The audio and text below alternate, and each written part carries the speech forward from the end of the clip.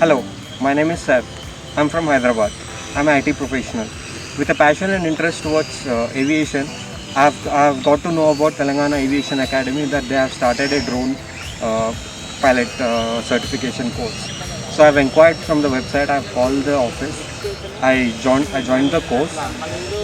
It was like we are on the final day today, and it's like one of the best experience in the recent times.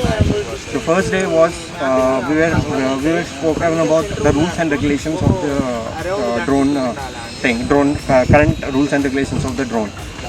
Coming to the second day, it was more of assembly and disassembly the parts of a drone and like installation and fabrication of the drone. Third day was the simulation part where we were given controllers to handle a drone inside a computer so that we can get to know the controls of a drone much better. On the fourth day, we are here near Nadargul airfield. We were given real drones to fly by with the help of where one of our instructors will stand along with us, and we fly the drones along with them under their guidance. So we make a circle, we make 8 as per the guidance of the instructor, and on the final day it's on us like to launch the drone.